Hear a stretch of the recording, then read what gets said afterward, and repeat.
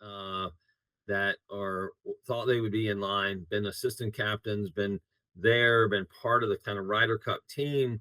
Um, Keegan, I don't know. Hey, listen, but St. John's, the tie to the area, the Northeast.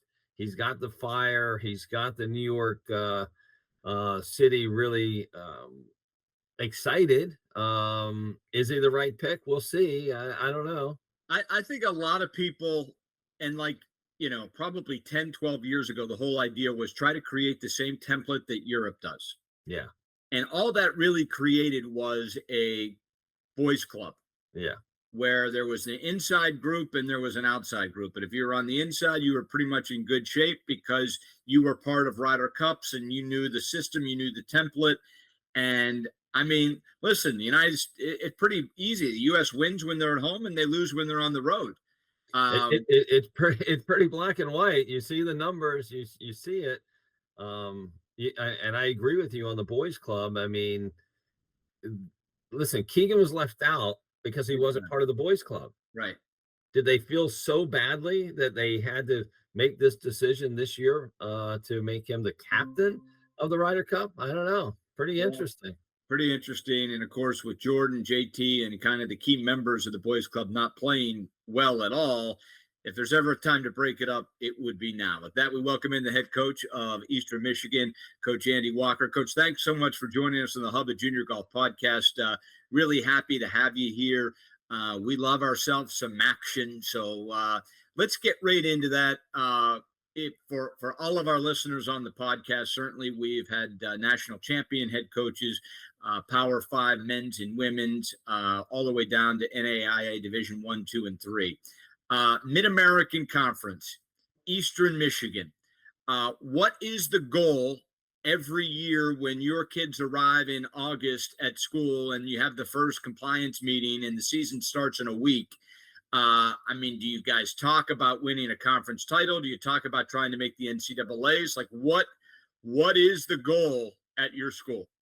Well, I'll tell you after we have that first meeting. I haven't had that meeting quite yet, so just been hired. But everywhere I've gone, there's been really one goal, and that's to play our best golf in May, and get ready for the conference and national championship. And so, whether when I was as a player or a junior college D2, D1 coach here at VCU, before coming to Eastern Michigan, it's always been a national championship. And I've heard a lot of mid majors don't win national championships. Well, I can attest to that's not true. And and we did it as a player, and was on a good run to doing one here at VCU before going to Eastern Michigan. And the message is not going to change. When we get to Ypsilanti, the reason why they're investing the resources and everything into this program is they want to contend to win a national title. Yeah, and speaking of that, I mean, I see your game above hat. I've been on the site. I've seen the new digs that you guys just opened up. Tell us a little bit about why Eastern Michigan is going to win that national championship with those resources. Well, to be honest, it's that word right there. It's resources. And, Yeah, that's what keeps the Power Five conferences always in contention. So, there's a couple of things we look at when you look at national championship. It's a little different than football, basketball, other sports where you need a lot of, studs out there to win. A couple of really good players and some guys that play a good role in golf is really all you need. I mean, and I think the parity in golf we're going to see is going to start to change here in the next couple of years with different legislation and everything around it. But being able to practice when and where you want, work on the things that you have to work on, not the things that you can work on. And I think having the best amount of resources, being able to play the schedule that you want to play and that you have to play to get better, and being able to not just recruit the really good players. I feel like I've done a pretty good job recruiting players. The tough thing lately has been retaining them. And so, the Power Fives, and I'm not afraid to say it, they get a little lazy, and we do the recruiting for them, and we build the players, then they pick them off with money. yeah. And so, and that happened to the team at VCU this last year. We had a good year, got a team that was 187 in 2 years to top 35. And next thing you know is legally or illegally, people are contacting them, offering them money, and it's hard to turn down. And when they do have better resources and funding, it becomes attractive to these players. So I think with Game Above, getting behind and all of the support from Eastern Michigan, not only can we get these players, we can retain them by supporting them in other times when it's not just the season. If these players are still needing to work with instructors or play different schedules, they're going to have the resources now to be able to do that, and it's going to be a complete development. So they're going to have a team behind them that is vested in seeing them be successful from the time they arrive as a freshman until they turn professional and beyond. Well, Coach, I'll follow you down the rabbit hole. Uh, Listen, man, the NCAA lost control. Whether it was NIL, whether it was the portal, whether it was giving everyone these extra years for COVID, uh, I'll say it. They massively messed up college athletics, and I mean massively. They completely ruined the recruiting system because all these kids got an extra year. That set all the high school kids back because there were no spots. Because of course everyone's going to take another free year of college to either start, at another school or just try to get better at golf. But the NIL, it's absurd, and the portal. You mentioned it. You know, Now your job is to just build a team and show that a player can play college golf so they can go somewhere else. Uh, does something have to be done, Coach? Point blank, I'll ask you: do changes have to be made, or are collegiate athletics like we know it doomed? Unfortunately, I think it's a little bit of the latter. To be honest, I don't think they can go back. It's the NCAA started out the box a couple years ago with a triple bogey, and they followed it with a quad, and now they're putting, and now they're putting for 10 on a par Yeah, three, yeah, right? sounds like my game, right? So, it becomes it's tough. I don't know what they can really do other than now try and they need to put a ceiling on stuff, and they need to say, oh, hey, I think they're so afraid of litigation, that they're just making they're making bad decisions upon bad decisions, and they can't really go back now. I don't know how you go back on what they do, especially when you start talking about all the ramifications of they've already got, I think, over 700 lawsuits right now. Yeah, So if now you go back and try and take money away from players, I mean, come on, you kidding me? They're going to have 15,000 lawsuits. There are going to be people that played, college golf in 1974 at a, junior college that are going to be suing for NIL money, yeah, right? So yeah, it's just, I think they've gone so far that now it has become, we've seen things, written in the press lately about golf's becoming kind of an arms race, right? Yeah. So you have to keep up with your facilities. You have to keep up with the resources to retain these players. You've got to keep up in the ante, to stay competitive. And that is a major reason why, I'm going to Ypsilanti. They're going to give me the best situation and the best atmosphere to create a championship team. yeah. Coach Walker, with that being said, I mean, you are in a kind of snow belt area, right? I mean, it's got to be tough recruiting players into there. Obviously, with what you guys, the resources you have there with the indoor facilities, second to none, really in the country. What are you looking for? You've had success everywhere you've gone. Now you're in an area that's going to be a little bit tougher to recruit in. You're kind of fighting an uphill battle with where their program's been and where you want it to go. What next for you? What kind of player are you recruiting in there now? Is it a high school player? Is it transfer portal players? What's going to be your mission or your message to parents and players out there going forward? Well, so I've had a good portal season. I guess I what they see say that. in the good book, once giveth and taken away, or giveth or not, or whatever. We've had a little bit of both. So Yeah, so I hit the portal to get us up and started and be competitive right out the box. yeah, The cold part of it, I'm a Phoenix boy, that went to school in California and spent time in Florida and everywhere. It's going to be different. The good thing is that we have the resources to hop our butts on the plane and get down to Florida every time it gets cold, and to be able to stay down there for extended periods of time, which is huge for these, for the players and for myself. I don't own a big enough jacket. I think a pullover is all I have, so I'll be definitely investing in that. But the message is the same everywhere where I've gone, and fortunate the players that I had coming in to VCU all said that they were coming to play for me more than just the school. Mhm. And so now they're following me to Eastern Michigan. They understand the passion I have for what I do, and what I can help, add to their college careers. I had the best college career ever as a student athlete. I mean, I was in Malibu. We won a national championship. I met some of my lifelong friends. Got a great degree from a good university. My thing is I try to portray to my players and the parents that if they can have half of the college experience that I had as a student athlete, that's what I try and give to them every day. So, you know what? Illinois and Ohio State, it gets pretty cold there. That snow is just as white and just as thick as in Michigan, and they both had a pretty good run here at NCAA's. Last year, Ohio State's one putt away, a lip out putt away from going to the finals, and you never Yeah. know what's going to happen. So, there's some pretty good players that came from the cold. A guy named Jack played at a cold place, and he seemed to be okay, had a good career. So, really, it's not going to be about the weather. We have an answer for that, to where I think a lot of schools that probably don't have the resources wouldn't have that same opportunity to go down to warm weather places. Well, Well, I certainly. think it's, I think being in that cold climate or those climates is really conducive to developing, some great players. I mean, you have a chance to your point, to go to the warm weather when you need it. At the same time, when you really need to go in and take ball flight away, maybe work on the physical, work on the mental stuff, and just work on technical stuff.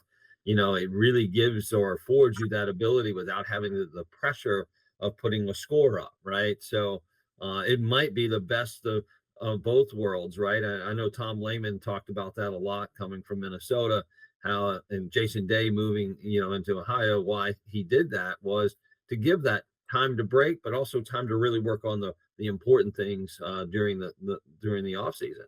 Roger, I think that's you're spot on. I would say I'm definitely one of the more cerebral coaches. Yeah, I work tons on the mental and emotional connection to every golf shot. yeah, I truly highly believe that how we think and how we feel before a shot manifests itself in the swing we make. mm, I'm not the coach that's going to sit there all day and tell you where you're at the top of your swing, because I've never taken a club up to the top and we hit a golf shot. It's funny. yeah. I was talking to Howard Twitty yesterday. We had a good talk yesterday. A good friend of mine, and we were talking about that. He said it's funny. You go to every PGA Tour and college event, and everyone's taking a swing from down the line. And they're like, does anyone care about ball position and setup anymore? Or what the body's doing in relation to the club, or what the club looks like at impact? And I go, no, everyone cares about what it looks like at the top, right? Is it split in the hands going back?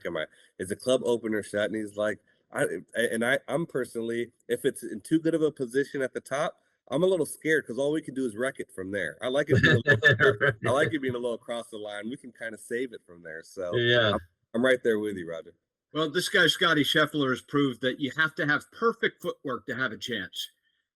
Oh, I mean, it looks like he's swinging on ice skates, doesn't he? I mean, it's amazing. I mean, It is but amazing. one thing he can do is he can square it up with those hands. He Yeah, sure can. yeah, Coach, I mean, and listen, Illinois and Coach Small have proven that weather is not a factor. I mean, the weather there is bad as anywhere in the country. If you kind of look at a map and an almanac, I mean, uh, he has proven that one, coaching matters, and two, you can overcome where it can be a benefit. I want to get into coaching specifically with you. This is the Hubba Junior Golf Podcast, and uh, all of our listeners, for the most part, uh, they are parents, players that are working their way up with the hopes of playing collegiate golf at some level. We certainly have a lot of top 100 recruits, and we have players that are the goal is to try to find a roster somewhere. Golf is an individual sport for 99.9% of these families, especially in the junior game. You get on a plane, you get in the car, you go, you win, you lose, you drive home, and your score is your score. Uh, if you don't play well, it really doesn't affect a whole lot. Then you get to college, and it's you have a coach that's not your swing coach. You've got teammates that rely on you, or you have to beat in qualifying. It is a whole different animal. One, and it's a two-part question. One, how important is coaching when you go to college and you get a coach, how important is that coach in your mind to ultimately improving you, when that coach isn't really responsible at the end of the day for your swing? Because if you're a Division 1 player, you've got a swing coach. I mean, that seems to be nearly 100%. Someone's going to arrive with a coach that's in charge of where the swing is. But they now have this quote unquote head coach that is making decisions and all these kind of things. How important is coaching in college golf? I think it's vitally important, to the success of a player. But there's different types of coaching styles. And I tell kids and parents all the time is I'm probably not the coach for every single player, and I understand that. And I don't think that I'm the coach for every player. I look at different things. I've had players that are very self-sufficient as far as swing management and game management. It seems like every year I work in tandem with the individual coaches a lot, because when I got done playing professionally, I taught for a few years and I worked with some of the best players in the world and some of the best college players. So, I understand the mechanics of the swing and the biomechanics and positions and how to use all the technology to help players get better. So I try and step in that arena as much as possible. But the better the player, the easier the instruction is, to be honest. I mean, because it's very small tweaks. So what I try and do with players on the technical end of their golf swing is show them why things happened. And when I think we understand why things happen, they become a little more self-sufficient in how to create an environment, whether it's with a pre-shot or post-shot routine or whatever it is, that we're making sure that we do something every swing to accomplish the goals we want to accomplish physically with the swing. So, as a coach, getting with the right fit, it's almost like a caddy coach player on tour, right? The caddies and coaches, not everyone works the same and don't see eye to eye. And there's times where a certain caddy can be really successful with a player, maybe a lesser, rated player than they had before, but they have more success just because of the way they communicate. So, I think that the coach player student athlete relationship is crucial. There has to be a line of communication. I don't want to be 10 guys swing coaches on but at the same time, I know that every day they're going to ask me something about their swing. And I'm going to have to come with an answer that is the right answer in that moment. So, more than learning a player's physical moves, I learn their tendencies. I tell them I'm a tendency finder. I'm going to find out what you do on the 16th, 17th, and 18th holes when you got a one shot lead and there's wind coming in off the left and there's water right and out of bounds left. That's what I care about. Because I know in the third hole with wind off the right and it's a wide open fairway, we're all going to bomb it. Yeah. Right. So, like, I want to find out when you're uncomfortable, what makes you uncomfortable? What's going to come out? Where is it going to come out? How's it going to come out? Why is it going to come out? And when it's going to come out? And it's usually I can look at someone swing a golf club two or three times and tell you every tendency they're going to have the rest of their career. So, again, it's finding that right coach and player connection. Usually it happens pretty quick. The first couple phone calls, the banter that you have with a player and the questions they're asking and the responses that you give. And then there's phone calls that you get on and there's the awkward silence. You go, this is going to be a little awkward, right? Maybe I'm not saying or portraying the right things and they're not asking questions that entice me to do that. So, it becomes a very dynamic relationship. Coach, and we always ask the coaches that we have on the program, what are they asking? When you're talking with a player, you're talking with the parents of the player. What are you asking? What kind of questions do you think are important?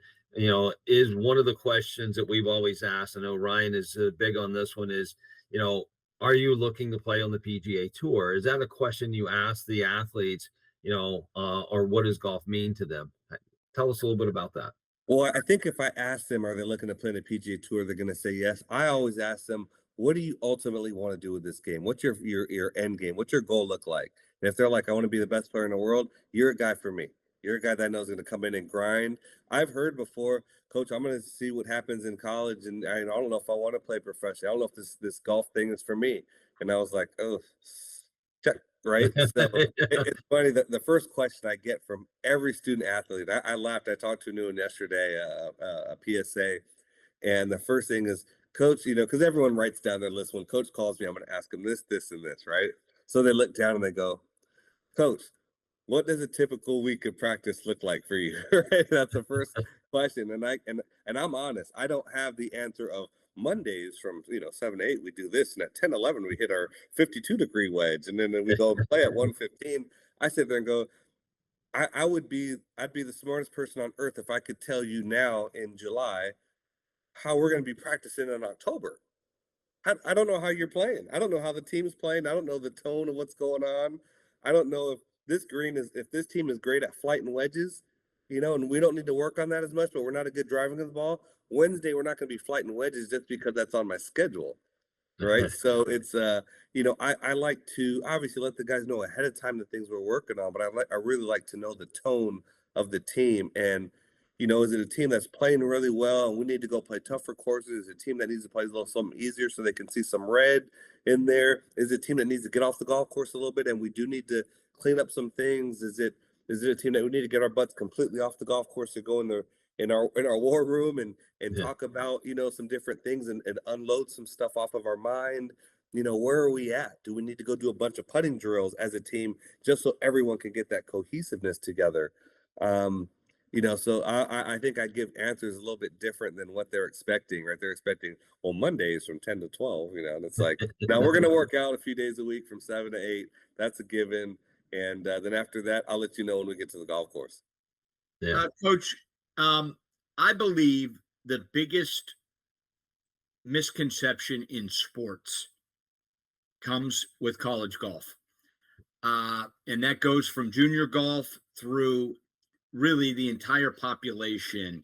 And what I mean by that is, I think very few people that aren't on the inside understand how good college golf is. Luke Clanton this week, an amateur from Florida State, just finished his sophomore year, second straight top 10. He was asked about college golf, and his answer I thought was pretty telling. He said, "There's 20 guys better than me." He said, "I could bring 20 guys here right now that could top 10 on the PGA Tour." And of course, everyone on the PGA Tour was, oh, like Yeah. they couldn't believe that answer. The reality is this: college golf, you come from a junior golfer, you've got a lot of success, you have top tens. Of course, you have weeks where you don't top 10. I mean, that's golf, right? I mean, that's Rory McIlroy all the way down. I think the biggest misconception from a junior golfer going to college is when they get there and they had a great junior golf career and they're going to be the number one for sure, because you just look at the numbers. They were very highly ranked. They're going to be the number one at this school. They get there and 5 kids are traveling and they go and play, and there's 8 kids that are, if not better, every bit as good as they are. They may never heard of them, but they're just as good. And that's every team in the country. How good's college golf, Coach? Man, I mean, you just said it. I mean, look at what Luke is doing. I mean, this guy has got a chance to win a PGA Tour event, and in one of his first 3 starts, he didn't win every tournament. Right. I mean, if someone that's finishing second on the PGA Tour, if he's not winning every college golf tournament there is, then there's something going on in college golf right now. There's, just like I said, there's so many good players, and everybody is, I hear all the time from PSAs, either, my kid's is gonna be the hardest worker you've ever seen. And I grew up playing against a guy named Eldrick, who was pretty hard worker, right? He's pretty good, and he was more talented. But these guys, they understand themselves. It's a business for them, and I think with PGA Tour U has been great because it gives them something to work towards. So guys are planning their work based on PGA Tour University stuff and getting to the PGA Tour a lot earlier because they know there's a plan, there's almost a blueprint now to how to get there, or an extra blueprint on how to get there. So they're doing their homework, and they're making sure that when they're working with their instructors or their college coaches that there's a plan in place. College golf is in a great place right now. I mean, there are so many good teams. It's so fun to go to different, I mean, this year at our regional, it was fun for us, the mid major, the small guy to be there and shoot the low round of the day, the last round, and kind of smack everyone and show our guys. If we, with a decent second round, guys, we run the tables and win regionals Yeah. with a halfway decent second round. And so, you know, I think that the day of just the dominant teams, Auburn is deep, right? I mean, they have a great team, and North Carolina is deep, but are they unbeatable? No, they're not unbeatable at all. I mean, they're very beatable. They're very good, and they've been good for a long time. But everyone's beatable in this game, and so it's not like very rarely is a mid major going to step up and smack Duke in basketball. It's going to happen every now and then, but it's happening quite often in college golf, and so the good players are just like you said are ready to play on tour and everyone else is right there knocking at the door.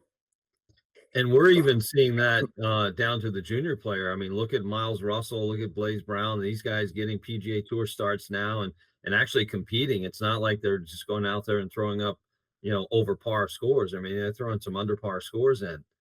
What do you Well, think about that? What do you think that's going too far, in getting these kids, to, PGA Tour starts without qualifying?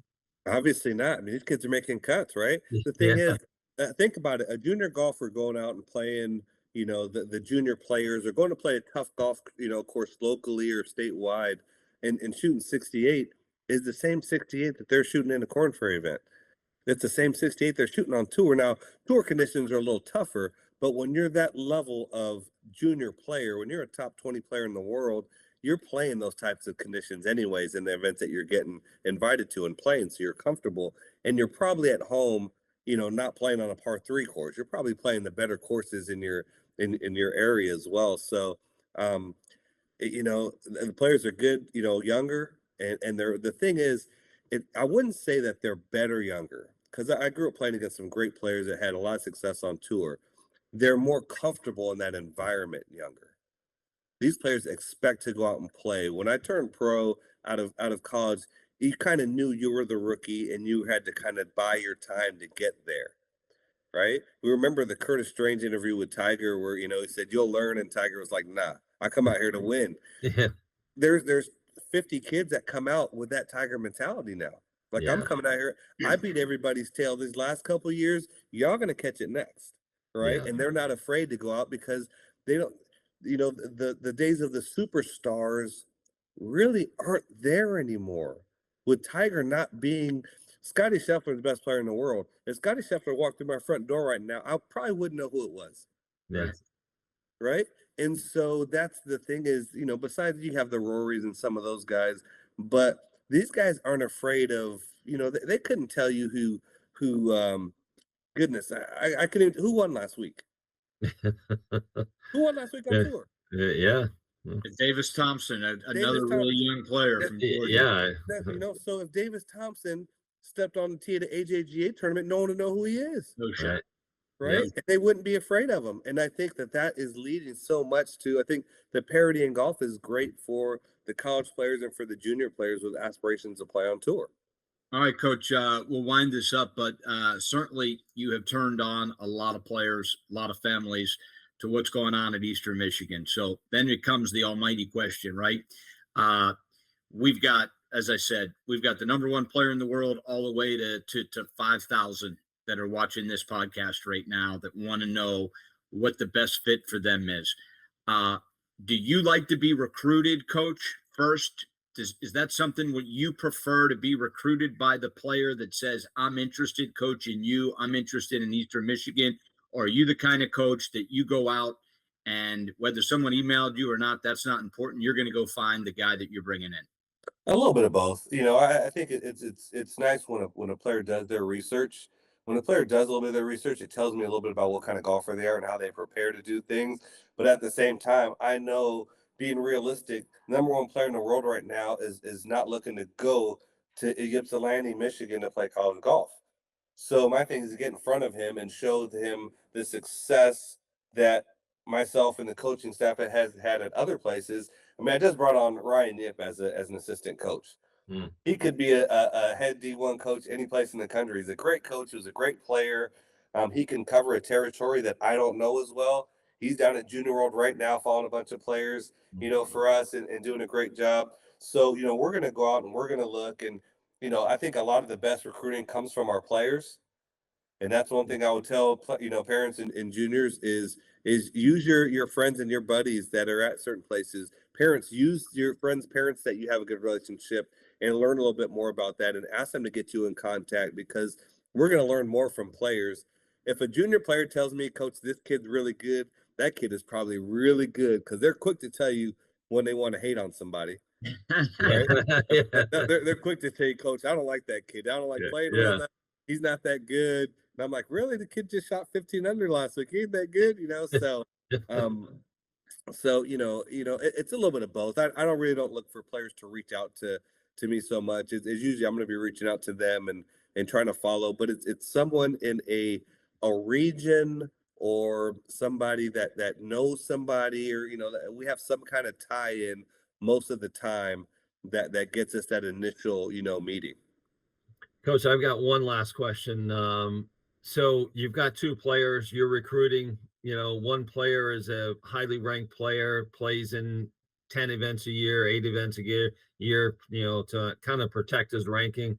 You have another player who plays in 30 events a year, same score, learn how to win. He's won events. The ranked player hasn't won any events. Who are you recruiting? Oh, the second one all day. Yeah. There's no substitution for playing. I mean, even as a coach, that's how we set our schedule. We play as many events as we can play. I don't want to do just, you know, 10 3-day events or whatever, or 8 3-day events that you can play, or stuff like that. I want to play as much as we can play. Um, and you can't play the wrong events. There's no bad competition. Obviously, you want to play the highest competition that you can get in, but I think you want to win. You want to learn how to win. It becomes a habit, Yeah. and winning, and you expect to, and you become the Miles Russell and these kids that we're talking about, and Blades that are going out. They've won so much at the level. That's all they know how to do, and their Yeah. mentality, turns into that. So, you know, I've known kids that have done that. I'm not going to play next week because I don't want my ranking to go down. And telling me, a guy who's played his whole life, who is the most competitive person on earth, that you're not going to play so your ranking doesn't go down, is Yeah. telling me, "Coach, I don't want to play for you. I'm just letting you know, coach, I don't want to play for you right now." Yeah. 100%. I knew that might be a hot button for you. Yeah, that's a great question. Never had anyone ask me that, but I've thought that a lot. Yeah. Yeah, no doubt. Well, Coach, we absolutely love what you're building. Your inspiration, your attitude, it's infectious. I'm sure you're going to have a long line of players that are looking at Eastern Michigan. Certainly, the facilities, everything you guys are building there is impressive. And thanks so much for joining us today on the Hub of Junior Golf Podcast. Thanks for having me, guys. I appreciate it, and I appreciate you guys' support. Keep doing a great job. Awesome. Thanks, Thanks, Coach Coach. Walker. Have a great day. Talk soon. All right. Well, Roger, you have it again, and the first thing that came to mind in that interview for me, and I know I got to get you out of here too, but it real quick, it is Rick Dowling. Was listening to his message to players at a junior event describing the new JGR, the new ranking system at the Hub, and the question that was being asked. I mean, he's kind of introducing the system to parents and to players, is what's the biggest difference? And the biggest difference for sure is the Junior Golf Hub ranking system. That just go to juniorgolfhub.com, and the ranking will be right there. You can see where your son or daughter is currently ranked. But the biggest difference is you don't get penalized. You don't get penalized for playing golf. And that's not to knock the other guy. It's just, for whatever reason, that was part of their quotient, and the unintended result is a epidemic in America, that you have kids purposely not playing golf Yeah. because of a meaningless ranking that, oh, by the way, coaches barely even use anymore anyways. So congratulations again on JGR. It was really interesting just for me to kind of sit off to the side and listen to the Hub representatives talk about it, that have, this has been their life for 6 months building this system. And boy, you got something special there, Roger. I cannot wait to see when the college coaches start to talk about this and get their opinion on a system that was badly needed. Yeah, I mean, we're excited about it, Ryan, and thank you for that. I mean, it's just been, it's really been more like 20 years of getting this thing to come to fruition, right? I mean, hearing the parents, hearing the coaches, seeing what's going on in player development, and we think if we really just get down to it, it's all about making sure that we're helping our players play enough golf to develop enough to get to reach their goals, right? It's not, let's not play the ranking game and shortcut what development looks like. And I think that's a big part of why I think the US has been in such dire need of a national program to kind of get away from this. So I'm excited about it. I think players are excited about it. Coaches that I've spoken to are excited about it. Yes, it's going to take a little time for adoption, but quite frankly, I mean, there are thousands and thousands of people going on there now, coaches now saying, "Hey, this makes sense." Yep. So really exciting times for us. I know it's only going to get better. And the cool thing, and I've seen this from the other end, for your son or daughter, go to juniorgolfhub.com and click on the rankings. They're going to get to see their name with an actual ranking, and whether it's high or low or whatever it is, it's a starting point. But it's also, I found it is a really good kick in the butt for some. Like, dang, I got a long way to go. I need to get to it. We need to play more tournaments, mom or dad. I got to, build this up. It it is an inspiration for them, but it's also to see your name on there. It also is kind of like, wow, I'm a real player. I've got a ranking. So uh, from the player and parent side, it's been cool, and obviously the college coaches, it's a no brainer, slam dunk with them. So with that said, Roger, thanks again for another great week. We thanks Coach Walker. This has been the Hub of Junior Golf Podcast. We'll see you back here real soon.